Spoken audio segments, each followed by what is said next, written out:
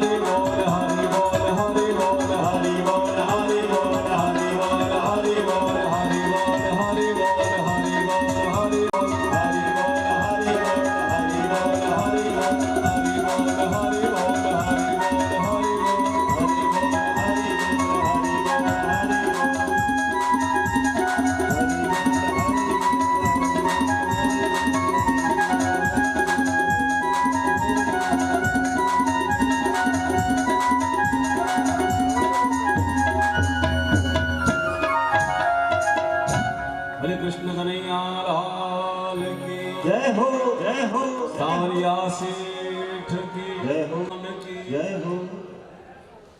श्री हरि। भाग्योदयेन बहु जन्म समर्जितेन सत्संगमं च लभते पुरुषो यदावे। व्यास जी महाराज कहते हैं कई जन्मों के जब भाग्य उदय होते हैं, भाग्योदयेन बहु जन्म समर्जितेन, तब जाकर के जीवन में सत्संग का अवसर आता है।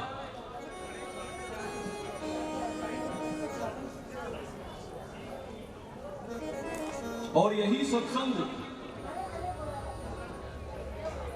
जीवन की नौका को भवसागर से पार कराता है।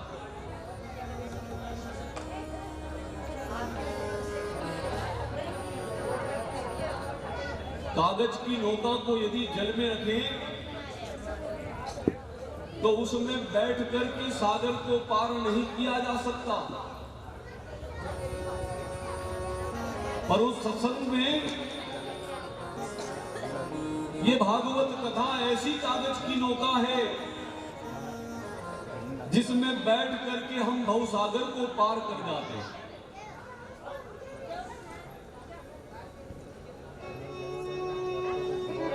ये कथा सत्संग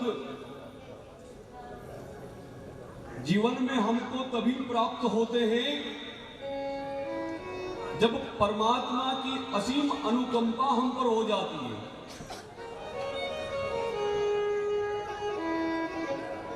अति हरि कृपा जाहि पर होई, चरण देहि एहि मार्ग सोई।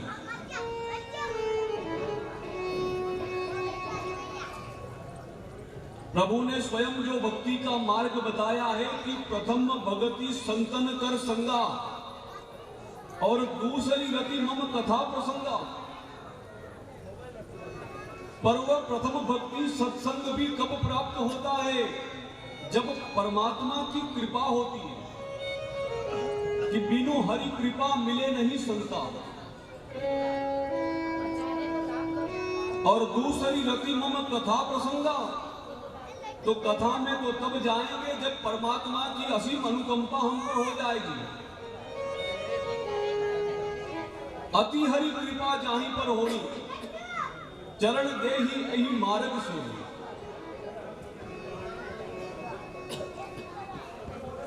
कथा सहज प्राप्त होने वाली नहीं है। परमात्मा की कृपा जब हम पर होती है, जन्म जन्मांतर के पुण्य जब हमारे उदय होते हैं, तब जीवन में सत्संग और कथा श्रवण करने का अवसर प्राप्त होता है।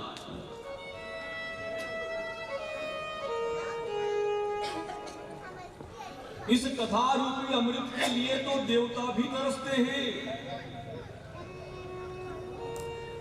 सुखदेव जी महाराज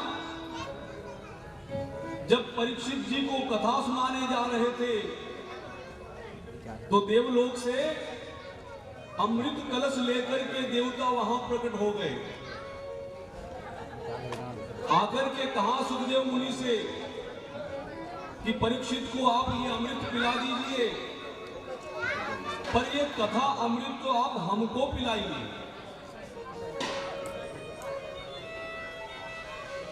तब सुखदेव मुनि ने देवताओं को वह कथा अमृत नहीं दिया कि आप तो बड़े स्वार्थी हैं, जन्म जन्मांतर के पुण्य उदय होने पर जो कथा अमृत प्राप्त होता है, उस पर तो परीक्षित का ही अधिकार है।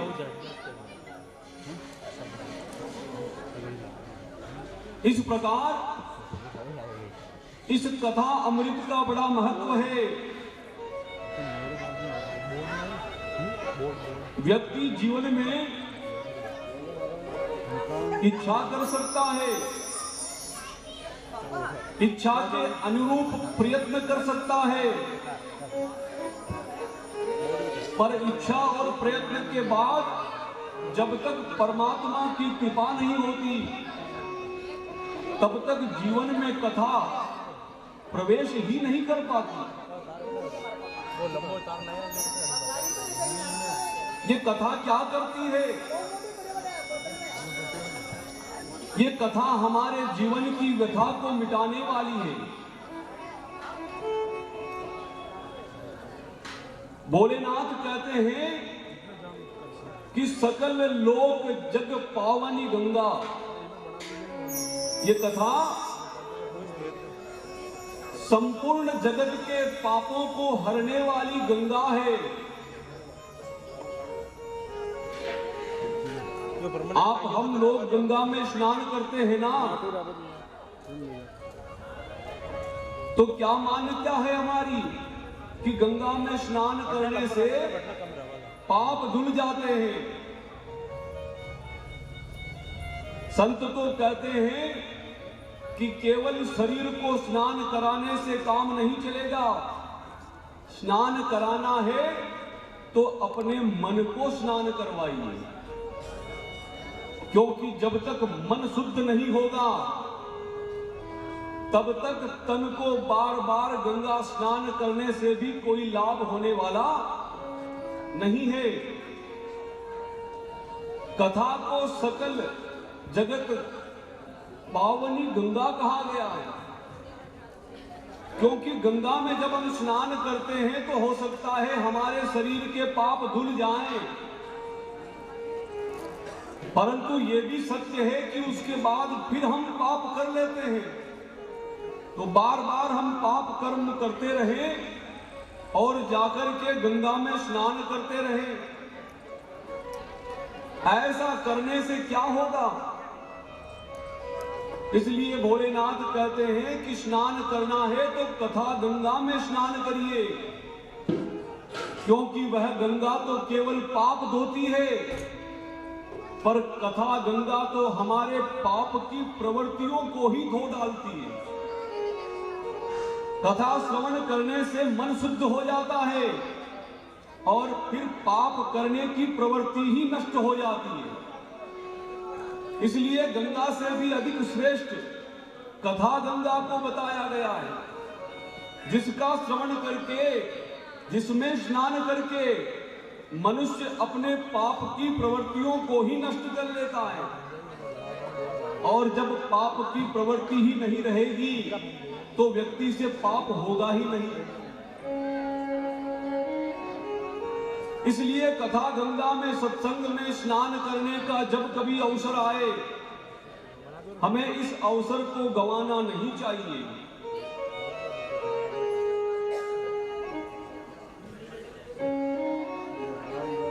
इको चार्जर बेटा। त्रेता में जब राम जी अपनी लीला को पूर्ण करते हुए वैकुंठ धाम में गए तो सबको अपने साथ ले गए। हनुमान जी महाराज को भी कहा कि आप भी चले, तो हनुमान जी महाराज ने कहा कि मैं आपके साथ चलूं, पर ये बताओ कि वहां कथा कितनी बजे होती है? 1:15 बजे होती है कि 12 बजे होती है कि दिन में 2 बजे होती है? भगवान ने कहा हनुमान, वहां तो मैं रहता हूं, वहां कथा नहीं होती। तो हनुमान जी महाराज ने कहा फिर मुझे आपके साथ नहीं चलना प्रभु, मैं तो यहीं धरती पर रहूंगा, क्योंकि वैकुंठ में केवल आप रहते हैं, आपकी कथा नहीं रहती। पर मैं जानता हूं कि धरती पर आप भी रहते हैं और आपकी कथा भी रहती है। स्वयं भगवान ने नारद जी से एक समय कहा था जब नारद जी ने पूछा कि प्रभु आप कहाँ रहते हैं, तो प्रभु ने कहा ना हम बसामि वैकुंठे योगिनाम हृदये नवा मद भक्ता यत्र गायन्ति तत्र तिष्ठामि नारद। हे नारद, जहाँ मेरे भक्त मेरा गुणगान करते हैं मैं वहीं निवास करता हूँ। तो प्रभु जहाँ आपकी कथा होती है आप वहाँ निवास करते हैं, तो धरती पर रहूंगा तो आप भी मिल जाएंगे और आपकी कथा भी मिल जाएगी। वैकुंठ में आपके साथ चला तो केवल आप मिलेंगे, आपकी कथा नहीं मिलेगी। और कथा तो सकल लोक जग पावनी गंगा है। इस कथा गंगा में स्नान करने के लिए ही बालाजी महाराज धरती पर रहे और आज भी विराजमान है। जहां कहीं प्रभु की कथा होती है, जहां कहीं प्रभु का संकीर्तन होता है, तो बालाजी महाराज सबसे पहले श्रोता बनकर के वहां पहुंच जाते हैं। और संत कहते हैं कि धरती पर चाहे करोड़ों कथाएं एक साथ हो रही हो, उन सब कथाओं में बालाजी महाराज स्वयं विराजमान रहते हैं, कथा के श्रोता बनकर के। ऐसी प्रभु की अमृतमय कथा। इस कथा के संबंध में सूत जी महाराज कहते हैं, नैमिषारण्य तीर्थ में 88,000 ऋषि जब सूत जी से प्रश्न करते हैं तो भागवत कथा के महात्मा का वर्णन करते हुए सूत जी कहते हैं कि ये जो कथा गंगा है, ये जो कथा अमृत है, ये स्वयं वेद के वृक्ष पर लगा हुआ अमृतमय फल है।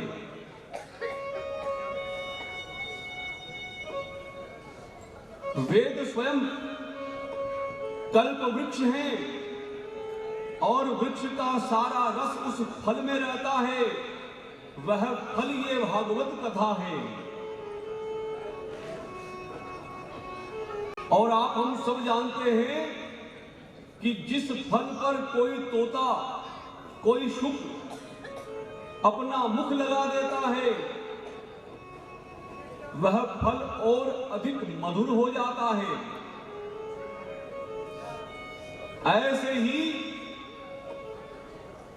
इस भागवत रूपी कल्प वृक्ष पर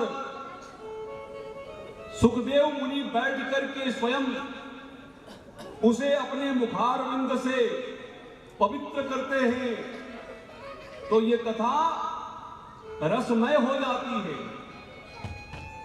अमृतमय हो जाती है कि निगम कल्प तरोर गलितम फलम सुख मुखात अमृत द्रव्य संयुतम।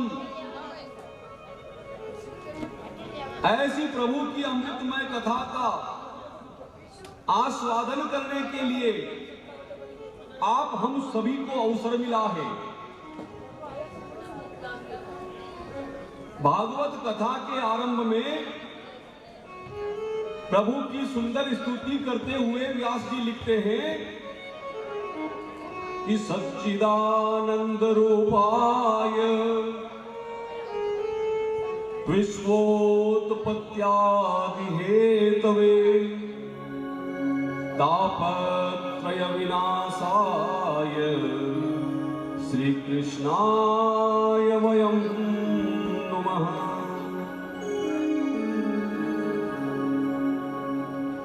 सच्चिदानंद रूपाय विश्वोत्पत्त्यादि हेतवे तापत्रय विनाशाय श्री कृष्णाय वयं नमः। भगवान के स्वरूप का वर्णन करते हुए व्यास जी कहते हैं कि भगवान का स्वरूप कैसा है।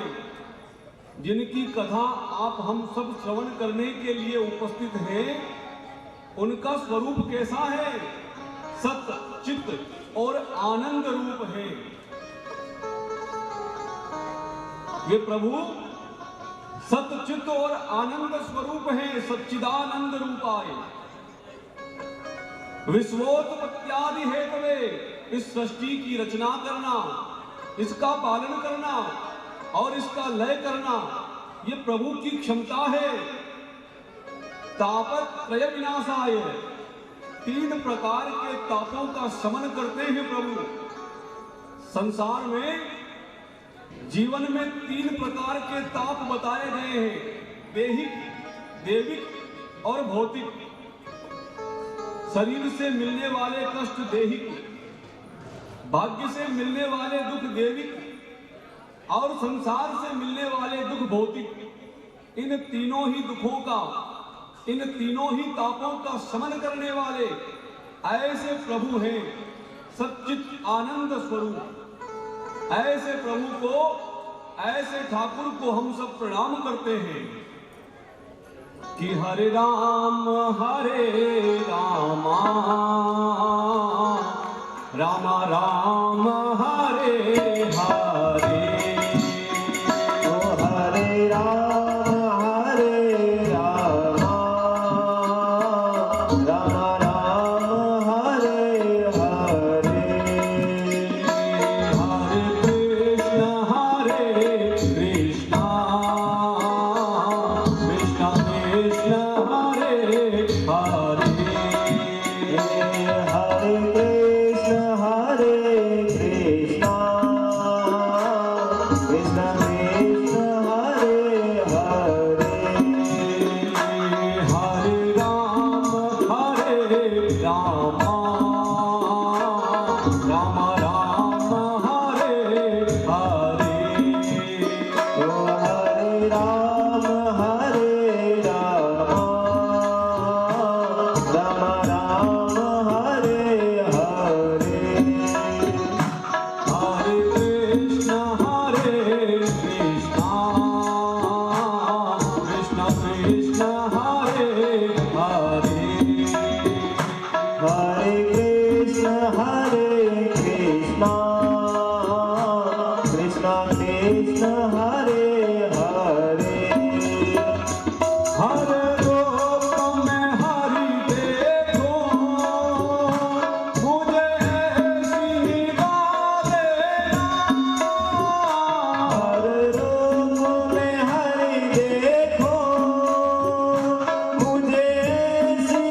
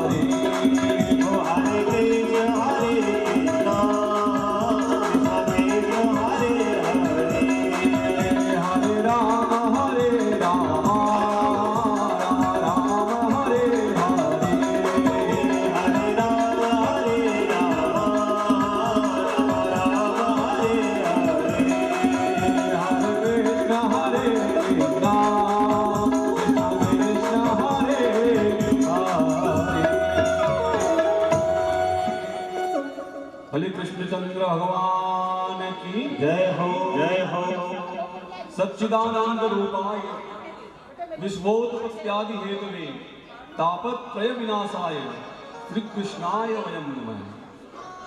ऐसे प्रभु की मंगलमय कथा भागवत अमृत में गोता लगाने के लिए, निमग्न होने के लिए आप हम सबको प्रभु ने आशीर्वाद प्रदान किया। सूत जी महाराज कहते हैं कि प्रभु की ये मंगलमय कथा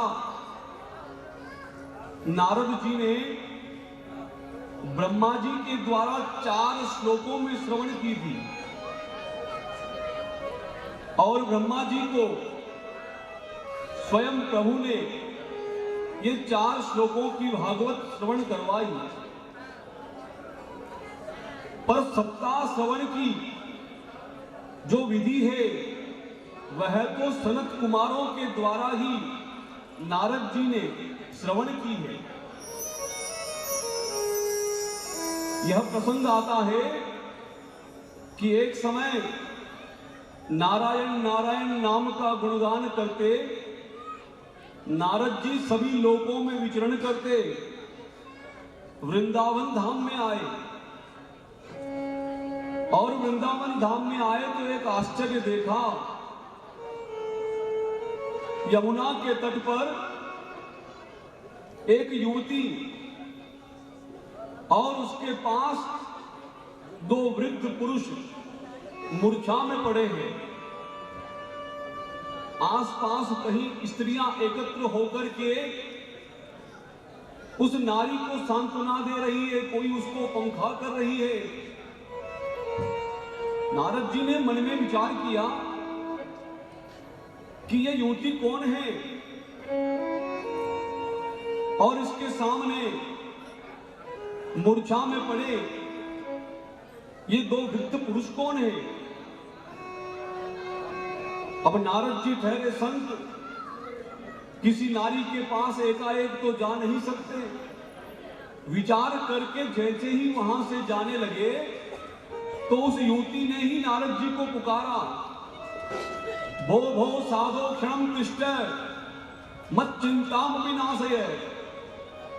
हे महात्मा, आप जरा ठहरिए, मेरी चिंता का नाश करिए, मेरे दुख को दूर करिए। तब नारद जी उस युवती के पास जाकर के उससे पूछते हैं कि देवी आप कौन हैं और ये मूर्छा में पड़े 2 वृद्ध कौन हैं, ये सारी युवतियां जो आपकी सेवा कर रही हैं ये कौन है। तब वह युवती नारद जी से कहती है कि अहम भक्तिर्धिख्यातो इमो में तनयो तो। वह युवती कहती है कि मेरा नाम भक्ति है और ये दोनों मेरे पुत्र हैं, ज्ञान और वैराग्य नाम है इनका। ये युवतियां जो मेरी सेवा में लगी हैं ये सब इस धराधाम की पवित्र नदियां हैं।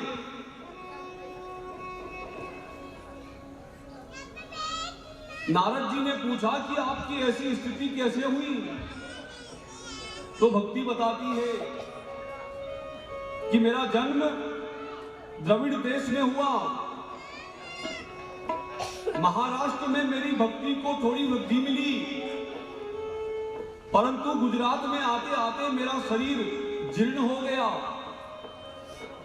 जैसे ही मैं वृंदावन धाम में आई मैंने फिर से अपनी युवावस्था को प्राप्त कर लिया, पर ये दोनों मेरे पुत्र ज्ञान और वैराग्य अभी तक वृद्धावस्था में मूर्छित हैं।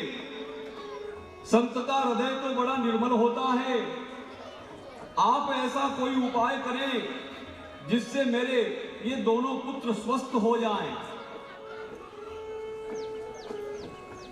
तब नारद जी ने मन में विचार किया कि अब मुझे ऐसा कोई प्रयास करना चाहिए जिससे ज्ञान और वैराग्य की तंद्रा टूट जाए। तब वेद वेदांत का ज्ञान रखने वाले नारद जी उन दोनों वृद्ध पुरुषों के कान में जाकर के वेद की ऋचाएं पढ़ते हैं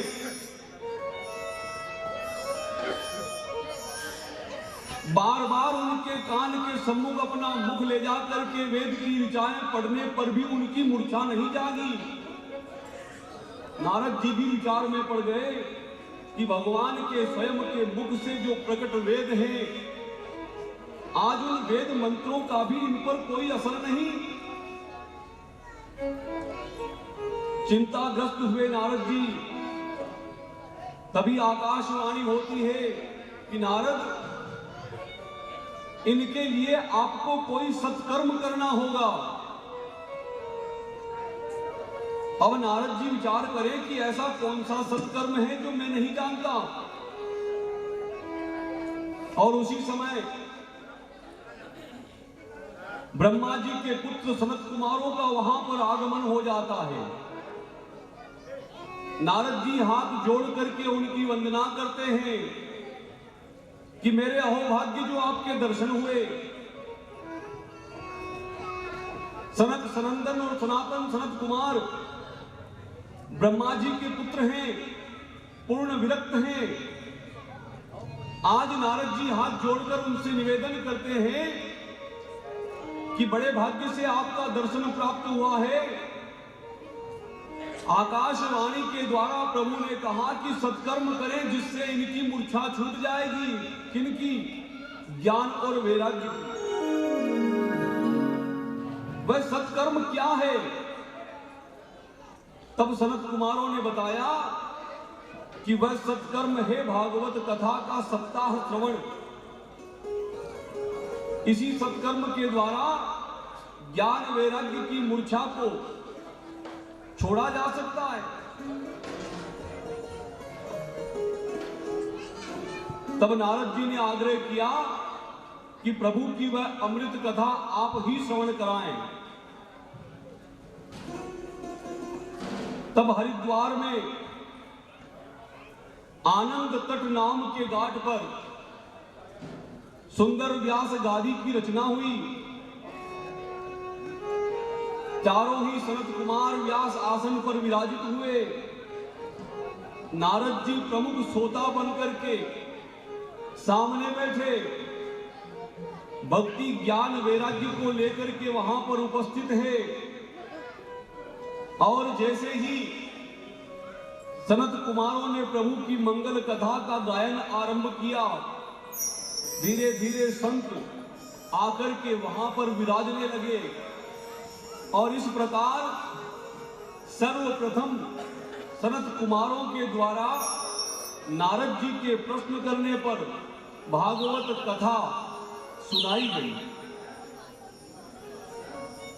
उस कथा का श्रवण करते करते नारद जी ने एक प्रश्न किया कि क्या पापियों के द्वारा भी इस कथा का श्रवण किया जाए तो उनको मुक्ति मिल जाती है? सनत कुमार कहते हैं कि ये कथा तो पापों को धोने वाली गंगा है और न केवल पापों को धोती है, पाप की प्रवृत्ति को ही नष्ट कर देती है। इसके लिए मैं आपको एक प्रसंग सुनाता हूं। तब नारद जी के प्रश्न करने पर सनत कुमार कहते हैं कि तुंगभद्रा नदी के किनारे आत्मदेव नाम के एक ब्राह्मण रहते थे। बड़े धर्मात्मा थे। दिन रात भगवान का भजन करना, पूजन करना, यही उनका काम। पर जीवन में एक सबसे बड़ा दुख और चिंता यह थी कि उनके कोई संतान नहीं। आत्मदेव ब्राह्मण ने मन में विचार किया कि यदि मेरी कोई संतान न होगी तो जब मैं मरूंगा मेरे श्राद्ध, मेरे तर्पण, मेरे पिंड इत्यादि कार्य कौन करेगा? मैं तो संसार में, सृष्टि में यूं ही भटकता रह जाऊंगा। अगर पुत्र नहीं होगा तो मुखाग्नि कौन देगा?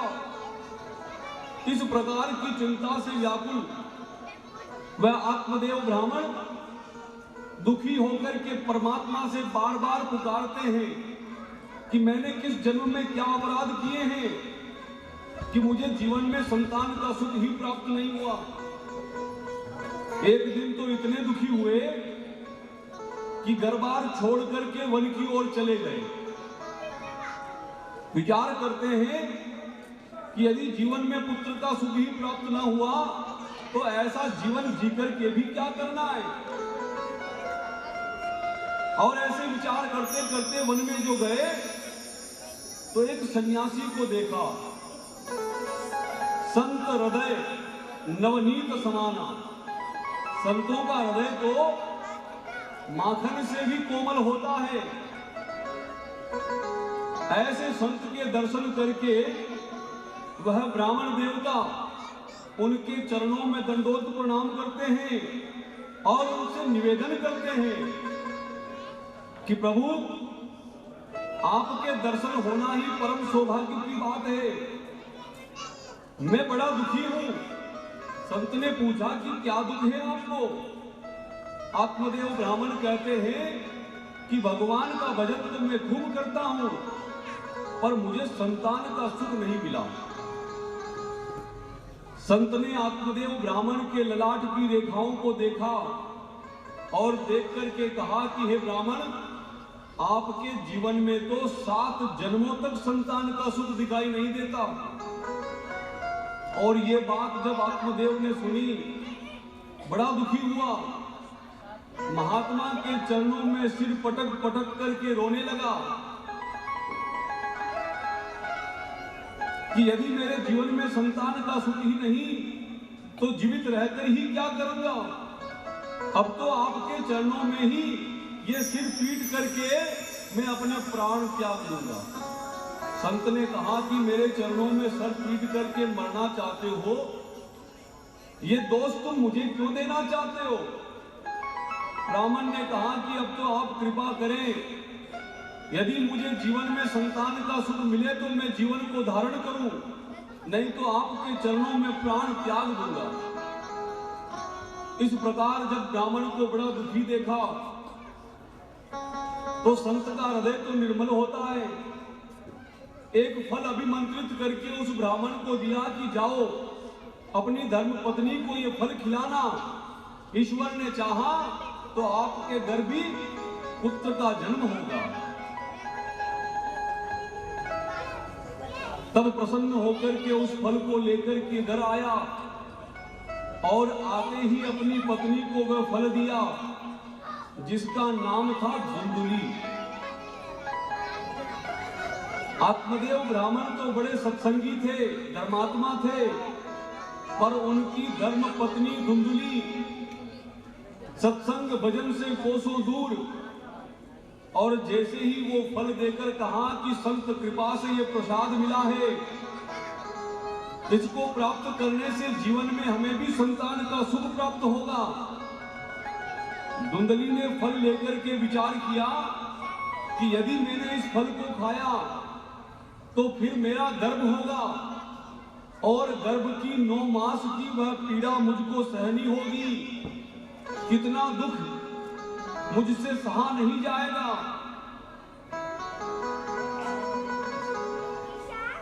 और ऐसे कई प्रकार के विचार करते करते उसको बड़ी चिंता हुई कि मेरी तो युवावस्था ही समाप्त हो जाएगी।